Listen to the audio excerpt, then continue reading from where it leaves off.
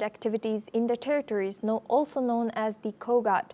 The Israeli body, which coordinates activity in Gaza and the West Bank, has said that over the past week, close to 1,900 trucks of aid were collected and distributed from the Gazan side of Kerem Shalom and Zikim crossings. COGAT also said that more than 1,310 trucks of aid, mostly carrying food, crossed into Gaza this week.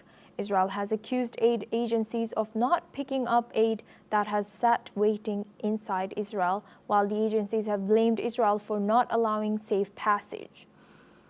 The UN has estimated that between 500 and 600 truckloads of aid a day are needed to meet the needs of Gaza's more than 2 million inhabitants. Now we go back to our guest discussion with Professor Ephraim Inbar, the senior researcher at the Jerusalem Institute for Strategy and Security. Thank you, Professor Ephraim, for staying with us. Now, Israel and aid agencies, what steps could both of them take to resolve these logistical issues and safety, ensuring aid reaches those who are in need? I think the whole campaign, starvation campaign led by Hamas, was fake news. I think it's clearer now than before that many of the pictures were pictures of sick people, of sick children that had nothing to do with the lack of food. There are, of course, some pockets of hunger in Gaza because of the problems with the distribution of food.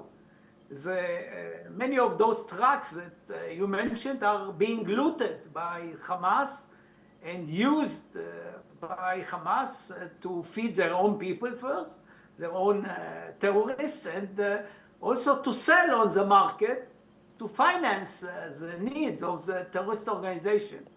And now Israel tries to prove to everybody that there is no starvation and allows as many as possible trucks to go in, although the UN has problem in distributing, particularly the UNRWA, and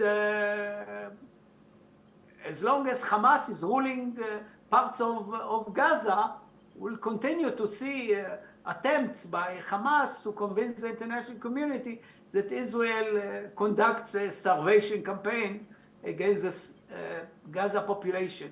Anybody that takes a careful look at the pictures coming of Gaza sees that most people are well fed and don't suffer from starvation. Actually, some of the people we see in the pictures are quite obese.